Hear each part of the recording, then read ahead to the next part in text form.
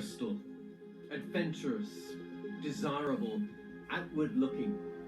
A swashbuckling, sometimes controversial past. Now a modern city, led by a mayor. One person to steer almost 500,000 people. Control a budget of £1 million a day. And showcase Bristol on the world stage. The big decisions on housing, congested roads, and the economy. On May the 5th, for only the second time, a mayor for Bristol will be elected by the people. Tonight, we've gathered together some of the candidates hoping to secure your vote. Will George Ferguson, the man in the red trousers, get a second term? Or will Bristolians decide it's time for a change?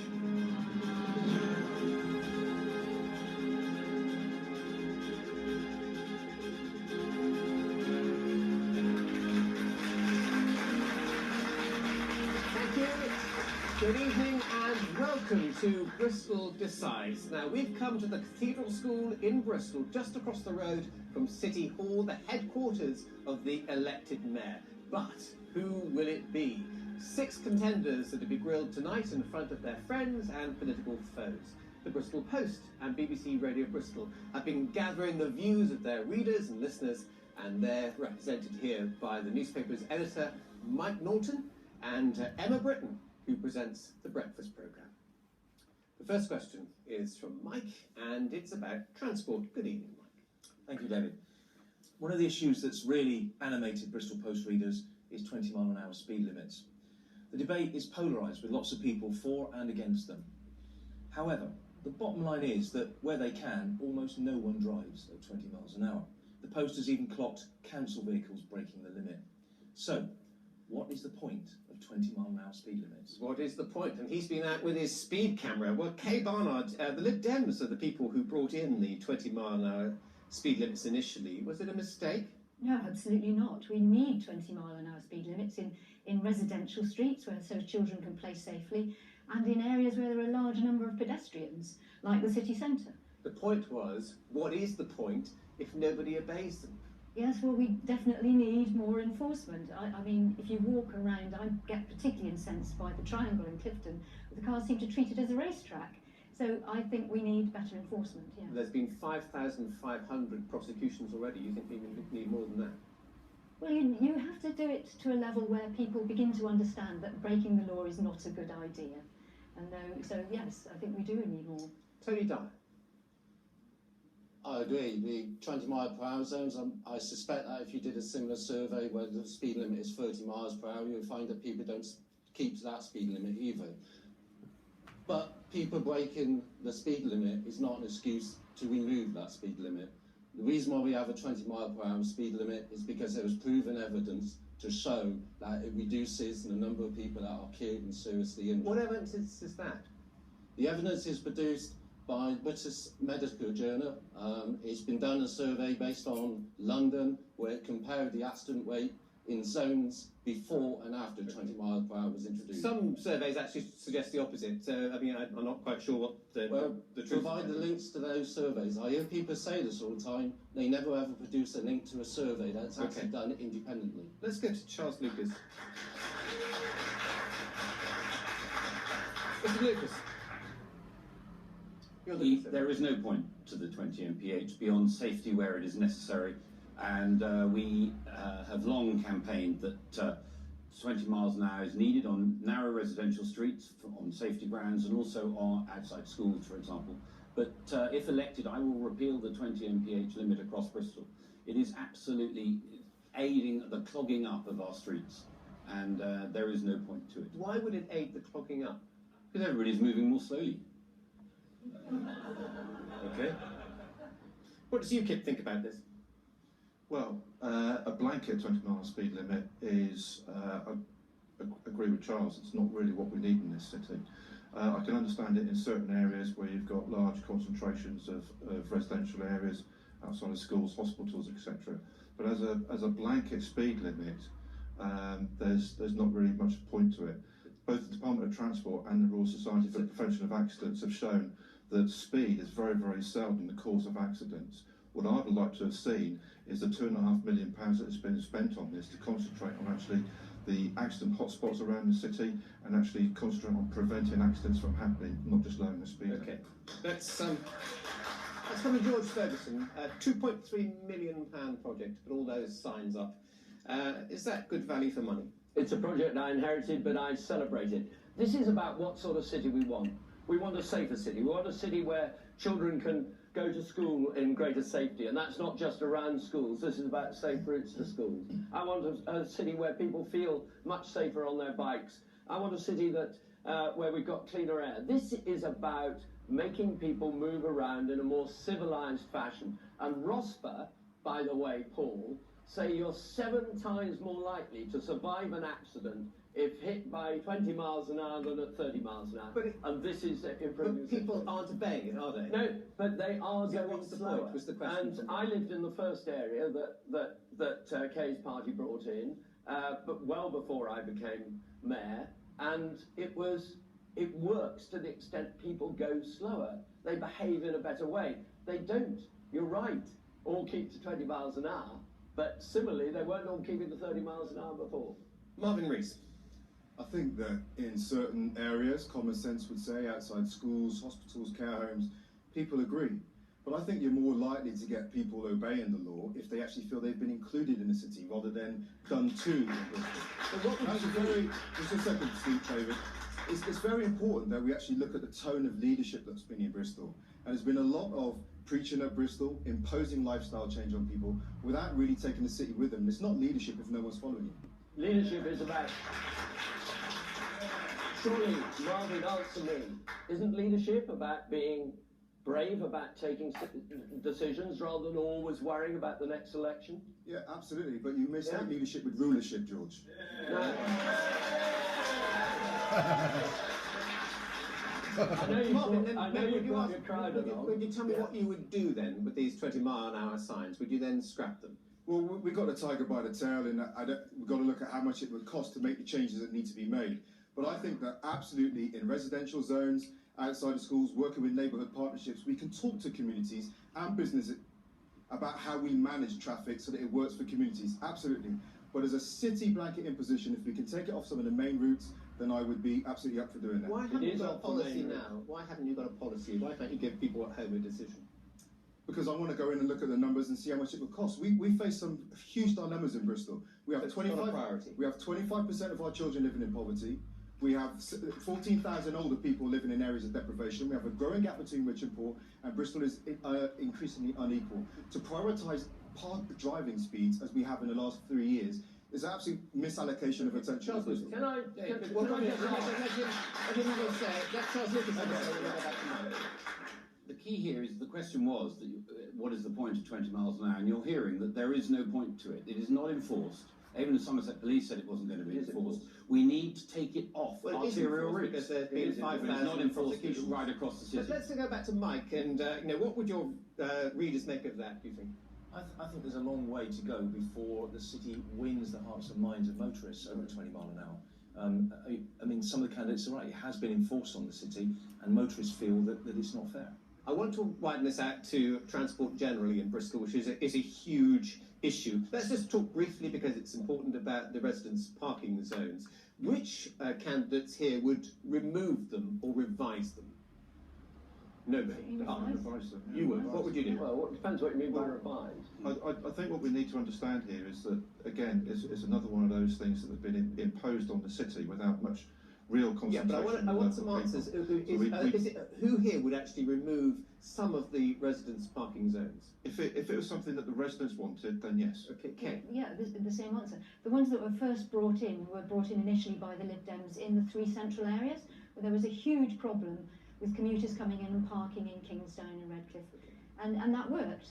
But to impose that on all the other communities, I think was completely wrong. Okay. And there are no Marvin, you're looking at your sorry to interrupt. Looking at your manifesto, congestion isn't one of your priorities. Of course it is. Well, it's not in the top 7. Congestion. It's not in the top 7. Well, we have a word limit. I could write you a biblical thing about what we think about Bristol, but on RPZ's what we've said, again, it's about tone, it's about style of leadership. We said we will work with businesses and communities to tell us how we can improve RPZ so that it actually works for communities. Again, I've talked to businesses around Bristol who were terrified, who were saying their businesses are going to be undermined by the imposition of RPZ. Your way would still be talking about it. We wouldn't have any new residence parking zones because you'd be having an endless conversation. We have to get on and make the change. Otherwise, we're just, we will be completely clogged up with cars. Okay, George, are you anti-car? Are you anti-car? I'm not at all anti-car. I think the car was a brilliant invention for enabling families to get out in the countryside and that sort of thing. It's completely madness to have driver-only cars. 85% of the cars coming into the city every morning are driver-only. We've got to change behaviour, and we are doing so. We're getting more people on the buses, and we're getting less people driving. And you want to ban cars from the historic centre of Bristol? And I would like to ban cars from the historic centre of the city, because any good European historic city does that, and it's do that before we have world-class transport. And you do that before we have world-class transport in Bristol.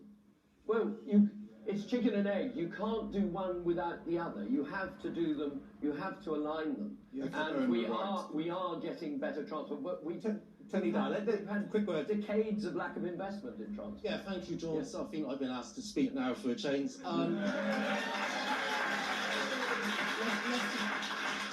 Let's be very clear about this. There is a difference of leadership. Leadership where you can talk with people and talk to people is still leadership. Being afraid of making a decision without having proper scrutiny of that decision is not a sign of leadership. It's a sign of being scared of making that decision. You've said that, but you haven't told us what you would do other than talk. I have said what I'll do instead of being taught. You've obviously read everybody else's manifesto. I read yours as well. I've had a great day yesterday. And what I made it very clear is that where RPZs are being introduced at the moment, I had considerable concern about the level of consultation that went into some of those RPZs, such as where I had it down in Bedminster. We need to make sure that we take people with us when we introduce something like this. All right, we must push on. Well, our second question this evening comes from Emma Britton from Radio Bristol. Good evening to you, Emma. Thank you, David. The issue that really gets my listeners worked up, apart from transport, of course, is housing.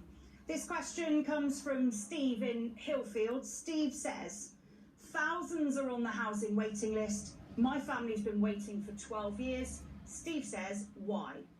Why? George Ferguson, how many council houses did you build last year in 2015? We will have built about 100 by the end of this year. And this is the first major building of council houses for a generation. It was 4. No, that's untrue. Wait, it's on your website. No, that's been put out. It's not. It's untrue, and that's been put out by the Labour Party, and it's completely wrong. But what I would say, like transport, we've had a generation, 2 generations of lack of investment in the infrastructure. We've had lack of investment in housing. We've had a failure to build social housing, a failure to deliver affordable housing. And what we need to do is tear up the rule book. And we have a plan now to build 2,000 houses a year. I've put together the Bristol Homes Board, which brings together all the players in the production of housing.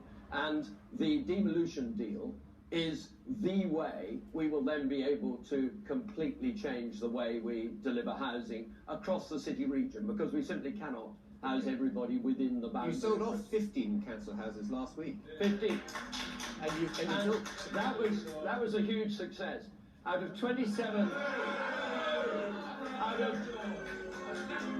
out of 27,500 houses, we've sold 15 flats and houses. Okay. From that 3.25 million, I'll be able to build twice as many well-insulated, efficient, accessible lifetime homes. That is the sort of decision-making that we need in this. I want to come on to Marvin from Labour. The charge was that we somehow hacked into the City Council's website and put on that George only built 4 homes last year. So I'll leave you to do your own investigation. I have to say, I've handled the website too, but who knows. Now, Marvin, you're promising 2,000 new homes a year, 800 of them affordable. How are you going to deliver that? Well, we've already started. We've been talking to housing associations, developers, private finance, social impact investors. We've looked at the land available across Bristol, the Registry of Land, and actually we've already had a commitment from one of our social landlords to build 500 homes in Bristol by the year 2020 if we take aggressive action to engage in compulsory purchase orders, bring land forward for development, free up small local builders. Where would the land be for these houses? Well, we've got land all over the city. Look at the big plot of land that I reported on when I was at Radio Bristol at the bottom of the M32. It's been empty there for about 8, 9, 10 years. And we haven't taken aggressive action to make sure that's brought back. If a developer came to you, if you went to a developer and said, I want you to build houses in Bristol, and they said, sorry, we're building some in South Gloucestershire, we don't want to drive down prices there, what do you say to them? You can't make them, can you? There are plenty of people who want to build homes in Bristol. If you allow me to finish there are 6,000. There are 6,000 houses. Show us about the candidates, not the presenter. Can I just say that I'm just trying to cut to the quick. Okay. And they say that there are 6,000 housing applications which have been approved in Bristol already, and they're not being built. That's the point I wanted to make. Right. So we're pushing for use it or lose it powers, but I'll tell you about another developer who's talked to me, and they said that they had spent time in Bristol trying to spend their money in the city to get houses built. Recently they gave up, they took their money up the M5 to Birmingham, and what they say is when they get to the top of the M5 they're welcomed with open hands. They describe Bristol City Council, including the last 3 years, as an institution with whom they can't do business. What is there in your CV which suggests that you could deliver on 2,000 new houses a year? What evidence is there? I worked incredibly effectively as the director of Bristol's local strategic partnership, bringing together institutions from right across Bristol, and took a partnership, an LSP, that was dysfunctional, with a whole series of fractured relationships, and brought it to a position where people thought it was an outstanding partnership. Okay. If you ask the chief execs and the VCs who were sitting around the table at the LSP, about the vice chancellors who were about the legacy I left at the LSP in pulling the city together to get things done, the local strategic partnership. Yeah, sorry. Then you'll get the testimony. Now, everyone's talking about more housing, but I'm interested in its delivery. Charles Lucas from the Conservatives, how would you deliver more housing? Well, the Conservatives have already started. We secured £9 million funding within the budget with the council, the mayor's budget. The Conservative group secured £9 million to start a housing delivery vehicle, with which we can use to actually start building houses, and we will build houses right across the sector, whether they be private rental, private sale, social housing, and most importantly, council housing. All right. So £9 million. Say it costs, I don't know, £200,000 to build a house. Is that fair? So you get what's that? 5 per million. So 9 5s. You get 45 houses. Is that it? David, it's £9 million more than anybody else standing in this line has identified, and it's the fact that we can use that money to unlock other opportunities and other funding. But with 11,000 people on the waiting list, 45 houses isn't going to go very far, is it? And it is a scheme that works because it's worked in other cities. It has not been explored in Bristol up to now. Tony Dyer is itching to get in. Tony, you're promising even more houses. I think 8,000. It's possible to deliver 8,000 homes over the next 4 years. Absolutely. The question you really need to be asking is why we haven't delivered houses in the last 3 years. We were delivering 1,500 an average of 1,500 homes per year. We're now down to 750. Let's just be absolutely clear about it. Other local authorities are delivering homes. They are delivering housing association homes, and they're delivering local authorities. As a Green candidate, how would you do it if you were a Green mayor? The way I'll do it is a way that's already been mentioned already, which is part of the restrictions are that Conservative and then Labour governments came in and they left restrictions on councils' ability to build housing. We need to create a development vehicle that is able to operate outside of those restrictions. That means setting up a special purpose delivery vehicle. We can use the 9 million that George has identified. We can also invest by borrowing money. Because if you invest in social housing, for every pound you invest, you get £2 into the local economy. Let's bring in Paul Turner from the UK Independence Party. Well, one thing we're actually forgetting about here is the hundreds of properties that already exist that are empty across the city, and nobody seems to be getting people into those. Some of them just need a little bit of TLC to get them up to livable standards. It's not being done. There's a lot of brownfield sites across the city that could be used for housing. What I'm proposing is a prefabrication system that allows a 3-bedroom semi-detached house to be built for less than £50,000. You bring back the prefabs? Yes. Which have just been replaced Yes. in Bristol. Okay, Kate on. Yeah, I mean, a whole load of issues about housing. Why have the developers who built in Bristol not put affordable housing in their developments? And it's because they claim they won't make a profit. Well, I find that hard to believe, given that the prices have rocketed in Bristol in the last few years. So I think there is opportunity to get the housing associations, the council itself, and developers to work together to make sure we actually build more houses in Bristol. Okay, David, I can't let two comments pass without mentioning. Very briefly. We put 2,500 empty homes into use during my time, and we are the highest performing core city in terms of the delivery of affordable housing over the last 2 years. It's not what about the other core cities, George, it's about what Bristol can do. You said other authorities. Thank you. You said other authorities are performing better. They're not. Other authorities are. I just didn't say core cities. You did. Okay. They're the comparison. Now, it's important to say that there are other candidates standing to be mayor. So let's have a look at the full list. It's a total of 13, some from the main parties, others are independents with their particular vision for the city, and a few who are passionate about a single issue. And don't forget, we'll have 2 votes, our first preference and then our second choice. And you can keep letting us know your thoughts on tonight's programme by going to Twitter, #Bristol Decides. Now, Mike has our next question. Thank you, David. So, some of Bristol's schools have improved, but areas of the city still have some of the worst exam underachievement in the country. What are you going to do to change the fact that you have to be able to afford a better house to get your child into a better school? Well, Martin Rees, I mean, this taps into very much the equality issue, which you're campaigning on very strongly. What would you do to address that problem? Equality and aspiration, David. Because this is about making sure every young person has the opportunity to really flourish and reach the fullness of their ability. But we're talking about a number of things here. One is about working with our universities to make sure that the skills and resources are shared much more evenly, and best practice is shared equally across our educational establishments in Bristol.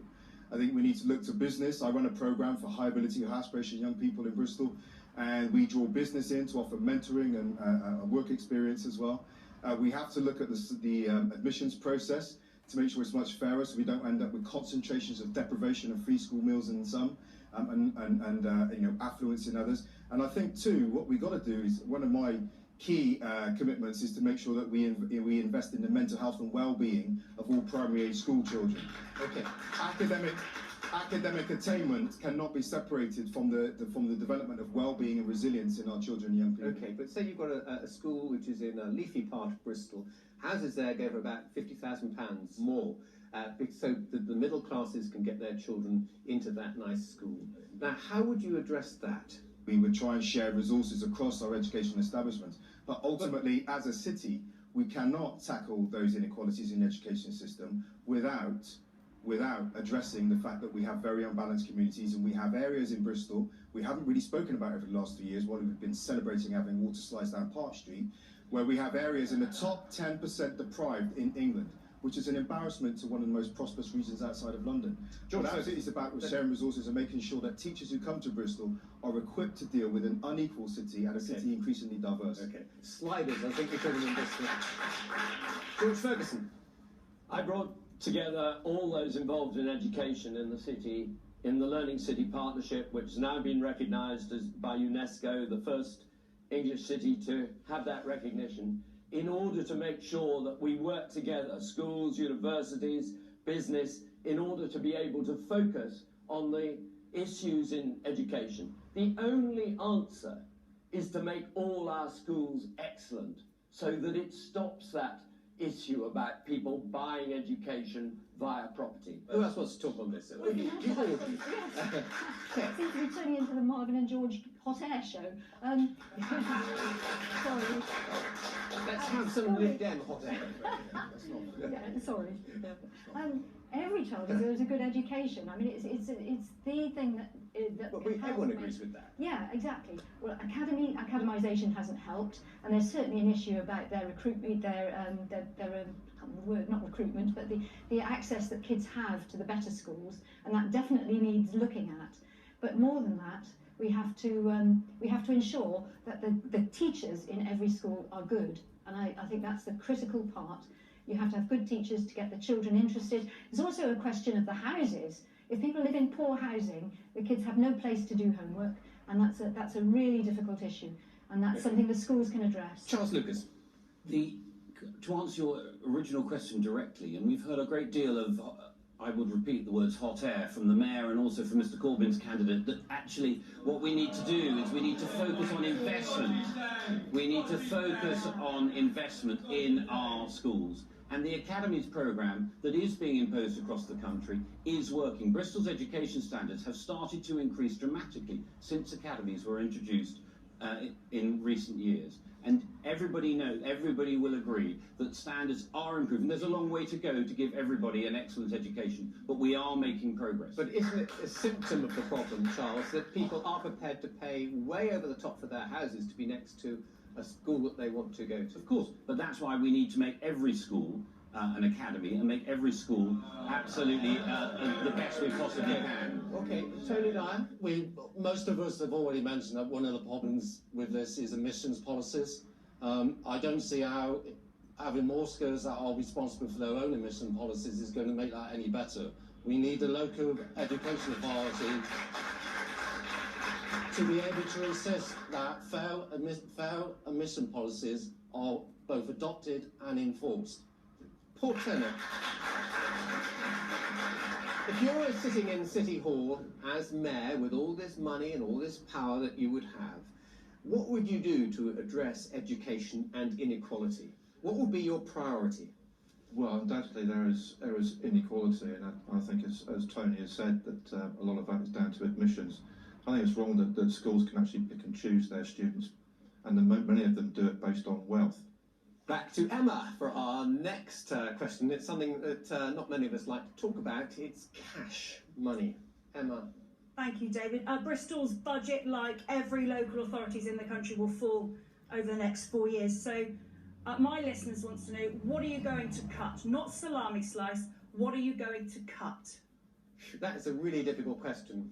Thank you, Emma. That's the listeners from Radio Bristol for you. Anyone want to start with their list of cuts? Look, all right, quiet. Charles Lucas. All right. The fundamental problem in Bristol City Council is that the budget is being cut. We have to cut. We have to make cuts, but we don't need to make cuts to frontline services. Absolutely not at all. We need to make massive cuts within the administration and bureaucracy that goes on in Bristol City Council. And that is where I will be making swinging cuts starting in May. And we will be looking to invest further in frontline services. So how many jobs would you lose in City Hall? Well, until I can examine exactly who earns what and numbers, it's impossible to say. But as we do know, many hundreds were cut in the last sort of line of cuts, which was started 3 years ago, and I think we need to do roughly the same again. Okay. Well, that's £100 million. Do you think you could take £100 million out of the budget? If necessary, yes. £100 million without affecting frontline service? Absolutely, because you cut out the middle management. Okay, Tony Dyer. Let's go to Tony on the... Will you be an axe man, Tony? I certainly will not intend to be. I think the problem we have is, for most of the candidates standing here, we don't have access to the underlying data. We don't know exactly how much of our reserves we can get access to. We don't intend to be. I think the problem we have is, for most of the candidates standing here, we don't have access to the underlying data.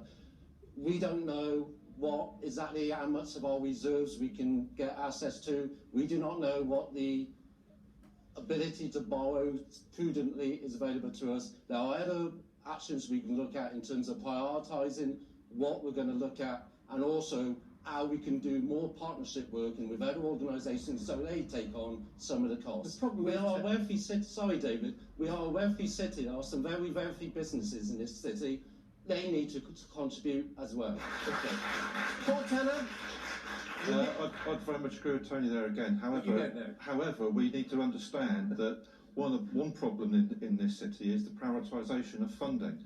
It galls me that the top 24 most senior members of staff at the city get very high pay rises when there are centres like Hawkspring that are having to close down Malcolm X Centre due to lack of funding. There is something systematically, fundamentally wrong with how the council prioritise their funding. They have it wrong. That needs to be addressed. Kay. I don't think it's a question of making cuts so much as using the money that we would have more sensibly. There are huge areas where we could make savings. I know that there is a very high level of staff turnover at the council, and that costs a lot of money. That costs a lot of money in retraining people and in wasted opportunities. And the other area where we could make savings, I think, but not make staff redundant, is improving on the social care in the community and working much more closely with the NHS staff. Okay, so that would these that cuts would which are release coming down resources. from Whitehall, you think Sorry? these cuts which are coming down from Whitehall, you think you could manage without actually It's difficult to say without actually seeing the books. I mean, I can read books. You know, I'm quite numerate, but no, it's very difficult to see without without seeing the books. Well, George Ferguson, presumably you have seen the books. Where would you cut? They've all had access to the questions about the books, and all the candidates have. When? You've been given time with the senior management team to ask any questions you like about the book. And anyway, I don't want to waste time on that. This is. I want to give the proper answer. Okay, George. The proper answer is I've had to take 100 million a year out of the system since I came in. I've done it in a way using my life skills and experience in order to make sure that we impact less on essential services than any other city in the UK, any other of the core cities, and Labour-led core cities, I may say. And this has been really important. It's not about cuts, it's about business change. And business change requires really strong, good, experienced leadership. So what would you do? What would you cut? We would carry on that basis. So salami? No, it's not salami. The whole point is I've reorganised the whole property portfolio. We're working out of less buildings. That's saving millions a year. We're working with less people in administration.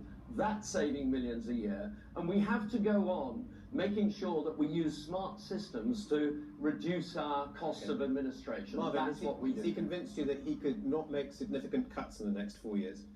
Listen, I'm not going to go straight back. All I would say, though, there's a talk about experience, and maybe one of the experiences that we should be looking for in our political leaders are people who know what it's like to live on the underbelly of our society, who know what it means to depend on vital services like I did, living with mum, living in a refuge for a little while, growing up in council house, growing up on their benefits. Then we might bring some right priorities to Bristol, rather than just saying, let's celebrate. And when anyone raises the issue that there are some poor people in Bristol, they're being slapped down by saying, don't put the city down, then we get a better quality of political discussion. Before the last election, on your show, we were promised, the big sell from our current mayor, was that he had all the contacts in London, and he'd be banging on the door, bringing resources to Bristol, okay? And this was all set up. This hasn't happened to the extent that we were promised, okay? I would say too, there is a very important job to be done, which is an ideological job.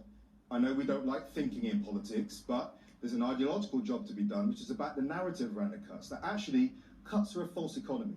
If we cut, for example, now public health is in City Council, if we cut £5 from public mental health, we know that will turn up as a cost somewhere else in the system, criminal justice, school services. And so as a city, we need to protect our population by going back to government and saying, well, you may think that local government is the easy target. We're going to show you that actually the health service, the criminal justice system, business also play a price when you cut the legs out of local government and its ability to build the kind of communities we need. Would you rule out a significant increase in the council tax?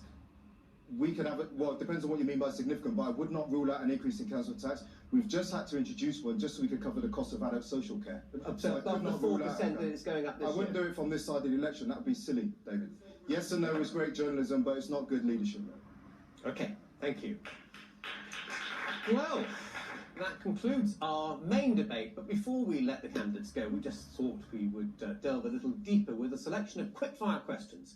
We're looking for short answers, about 30 seconds, which is a challenge for any politician, or for any of us, I guess, really. Right, should we just go left to right? Paul Turner, what book is on your bedroom table and why? The book is 101 Reasons as to Why We Should Leave the European Union. And I think the reason might be obvious, but if you're not quite with it, then it's because I believe we should leave the European Union. Okay. When you were 7 or 8, what did you want to be and why? Oh dear, like most young girls, I actually wanted to be a dancer or an actress. In those days there wasn't pop music, Beyonce, that sort of thing. But I rapidly grew out of that and became interested in science and the way that living organisms work, and that's where I ended up. Living organisms? Yeah, well, that's politics for you, I guess. Yeah, well, what else do you call it? Marvin, I feel like a quizmaster. What is your favourite property on the Monopoly board and why? I think it's Trafalgar Square, because I think the odds on of going around a property board is one that people often land on. Give me a bit of rent. George Ferguson, what couldn't you live without and why? My sense of humour. In this job, you need a big sense of humour. Charles Lucas, who has had the greatest influence on your life and why? My wife and children, for obvious reasons. Yeah, that's a sort of given. Yeah. Okay. It's a very straightforward answer. But beyond that, I suppose one would have to look at the transformation in the country over, under the Conservative government of the 80s and 90s. Okay. And lastly, Tony, who would you like to see on stage when the new Bristol Arena opens and why? Massive Attack, because they're the best band in the world. Sorry to the Wurzels. Sorry to the Wurzels. I think we've just got time for a quick hands up. Who supports Bristol City? Bristol Rugby. And Bristol Rovers? Bristol Rugby. Excuse me. Thank you. And that's it from Bristol Decides. My thanks to these 6 contenders facing the music here at this very musical cathedral school. Now the debate continues on social media. We're using the hashtag Bristol Decides, so you can join in there if you wish. And if you want a complete rundown on all the candidates, you can see them on Points West each night this week. Soon we will know who the people want to run Bristol. Full coverage of that result on BBC TV, radio and online, and in the Bristol Post. Thank you for watching, and good night.